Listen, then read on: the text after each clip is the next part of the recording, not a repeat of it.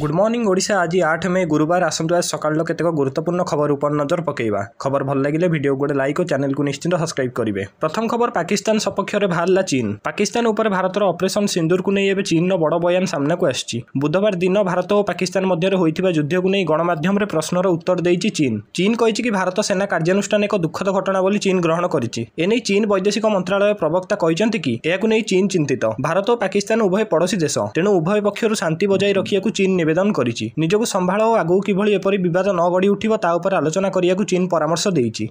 परवर्ती खबर अनिर्दिष्ट काल पर श्रीनगर विमान बंदर बंद। पहलगाम आक्रमण प्रतिशोध नेउछि भारत। गतकाली मध्यरात्रि में पाक सीमार 100 किलोमीटर भितरक पशि भारतीय सेना एयर स्ट्राइक करिछि। एहाकु नजर रखी भारत तरफ संवेदनशील श्रीनगर विमान बंदर को अनिर्दिष्ट काल पर बंद रखा जाइछि। एही क्रम में इंडिगो तरफ कुआଯାଇଛି कि बदलुथिबा परिस्थिति कारण श्रीनगर, जम्मू, अमृतसर, चंडीगढ़ और धर्मशाला को यातायात करथिबा समस्त उड़ान प्रभावित होउछि। जम्मू काश्मीर पहलगाम में पाकिस्तानी आतंकवादी माने आक्रमण करी 28 जन पर्यटकों को हत्या करथिले। एहा पर भारतर प्रति आक्रमण उपर देशवासी नजर रही।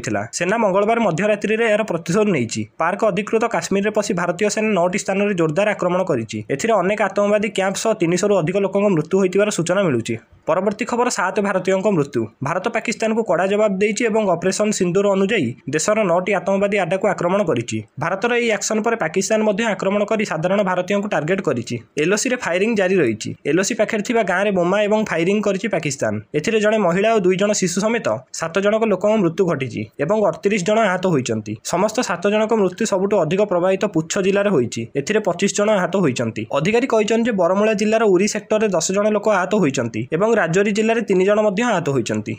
परवर्ती खबर युद्ध को कांग्रेस पूर्ण समर्थन। मंगलवार राति पाकिस्तान और पीओके रे पशि एकाधिक आतंकवादी आड्डा उपर आक्रमण करिछि भारत। पाकिस्तान आतंकवादी विरोध में आरंभ होइछि ऑपरेशन सिंदूर। भारत उपर आक्रमण करियाकु जो आतंकवादी आड्डार योजना प्रस्तुत होइतिला से सब आड्डा उपर एयर स्ट्राइक करी ध्वंस करिछि भारतीय वायुसेना। सूचना अनुसार एबे जाय 9टी आतंकवादी आड्डा उपर आक्रमण करिछि भारतीय वायुसेना। एही आक्रमण को नै कांग्रेस नेता राहुल गांधी प्रतिक्रिया आछि। भारतीय सेनार एही आक्रमण को पूर्ण समर्थन करचंती राहुल एवं तांको सह एही आक्रमण पई पूरा कांग्रेस दल पूर्ण समर्थन जणाउछि। भारतीय सेना पई जय हिंद स्लोगान करचंती राहुल गांधी। भारतीय सशस्त्र बल को नहीं से गर्वित। अन्य कांग्रेस नेता मध्य भारतर आक्रमण को पूर्ण समर्थन जणाइचंती।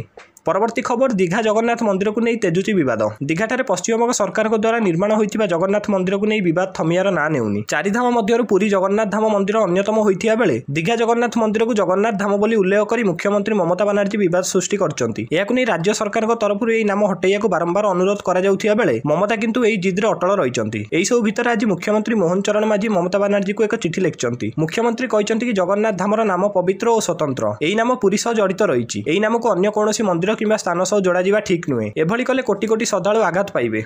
परवर्ती खबर बीएमसी पक्षर खोलिला 24 घंटिया कंट्रोल रूम। आज अपराह्न 4टार बाजिबो एयर रेड साइरन। आरंभ हेबो सिविल डिफेन्स मॉक ड्रिल। सेपटे संभाव्य युद्ध परिस्थितिर मुकाबिला पई बीएमसी पक्षर 24 घंटिया कंट्रोल रूम खोला जाइछि। मंगलवार खोर्धा जिलापाल चंचल राणा बीएमसी रो कंट्रोल रूम को तदारक करचंती। युद्ध परिस्थिति समय संभाव्य आकाशमार्गरू आक्रमण धनजीवन को सुरक्षा निमंते बीएमसी पक्षर व्यापक प्रस्तुति आरंभ करा जाइछि। कमिशनर राजेश प्रभाकर पाटिल को परामर्श क्रमे आवश्यक पदक्षेप निया जाइछि। बीएमसी कार्यालय रे 24 घंटिया नियंत्रण कक्ष कार्यकारी करबा सह 1939 रे जोगाजोग करियाकु जनसाधारण को से परामर्श दैचंती। एथिप्रति सजग रहिबा सहित विहित कार्यानुष्ठान ग्रहण करिबा निमंते मॉक ड्रिल संपर्कित प्रस्तुति पई आलोचना होईछि। परवर्ती खबर एथर शीघ्र आसुची मौसुमी। आसंता सप्ताह रे बंगोपसागर छुईबो मौसुमी वायु। एबे राज्य रे सक्रिय रहिछि कालबैशाखीर प्रभाव। फल विभिन्न जिले में वर्षा सह पवन अनेक क्षयक्षति करुछि। पाणीपाग विभाग आकलन करछि जे 9 तारिख बेलकु खरार प्रकोप बढ़िबो आउ राज्य रे प्रबल ग्रीष्म प्रभाव मध्य जारी रहिबो। हेले वर्तमान बड़ सूचना आछि कि आसंता सप्ताह रे बंगोपसागर छुईबो मौसुमी वायु। दक्षिण अंडमान छुईबो मौसुमी वायु। भारत उपद्वीप रे मौसुमी छुईबो बोली पूर्वानुमान करिछि आंचलिक पाणीपाग केन्द्र। आसंता सप्ताह रे मौसुमी छुईबो बोली आकलन करा जाइछि। दक्षिण पूर्व बंग उपकूल रे छुईबो मौसुमी वायु। प्रभाव रे मे 22 तारिख सुधा हल्का वर्षा हेबार संभावना रहिछि।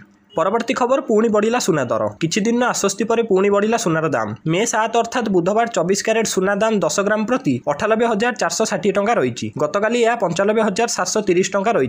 दिनकर 2730 टंका वृद्धि पाई सुना दर। 22 कैरेट सुना दाम 10 ग्राम प्रति 90,250 टंका रही। गतकाली यह 87,750 टंका थिला। एथिरे 2500 टंका वृद्धि पाई सुनार दर। 18 कैरेट सुनार दाम 10 ग्राम प्रति 73,840 टंका रही। गतकाली यह 71,800 टंका थिला। एथिरे 2,040 टंका ବୃଦ୍ଧି ହୋଇଛି। ମାତ୍ର ରୂପା ଦାମ ସାମାନ୍ୟ ହ୍ରାସ ପାଇଛି। 100 ଗ୍ରାମ ରୂପାର ଦାମ 10,790 ଟଙ୍କା ଥିଲାବେଳେ ଗତକାଲି ଏହା 10,800 ଟଙ୍କା ଥିଲା। ଏଥିରେ 10 ଟଙ୍କାର ହ୍ରାସ ହୋଇଛି ବୋଲି ସୂଚନା ମିଳିଛି। ପରବର୍ତ୍ତୀ ଖବର ମାଓବାଦୀ ସୁରକ୍ଷା କର୍ମୀଙ୍କ ମଧ୍ୟରେ ଗୁଳି ବିନିମୟ, 22 ନକ୍ସଲ ନିହତ। ମାଲକାନଗିରି ସୀମାନ୍ତ ଛତିଶଗଡ଼ ଏବଂ ତେଲେଙ୍ଗାନା ସୀମାବର୍ତ୍ତୀ ଜଙ୍ଗଲରେ ଗତ 16 ଦିନ ହେବ ମାଓ ଅପରେସନ ଜୋରଦାର ଚାଲିଛି। ତେବେ ଗତକାଲି ରାତିଠାରୁ ଜଙ୍ଗଲରେ ମାଓବାଦୀଙ୍କ ସହ ସୁରକ୍ଷା କର୍ମୀଙ୍କ ମଧ୍ୟରେ ଗୁଳି ବିନିମୟ ଚାଲିଛି। ଏହି ଗୁଳି ବିନିମୟରେ 22 ଜଣ ନକ୍ସଲ ନିହତ ହୋଇଥିବାର ଖବର ମିଳିଛି। କିନ୍ତୁ କୌଣସି ପୁଲିସ ଅଧିକାରୀ ବର୍ତ୍ତମାନ ପର୍ଯ୍ୟନ୍ତ କେତେ ନକ୍ସଲ ନିହତ ହୋଇଛନ୍ତି କହୁନାହାନ୍ତି। ସନ୍ଧ୍ୟା ସୁଦ୍ଧା ସମସ୍ତ ରିପୋର୍ଟ ମିଳିବ ବୋଲି ପୁଲିସ କହୁଛି।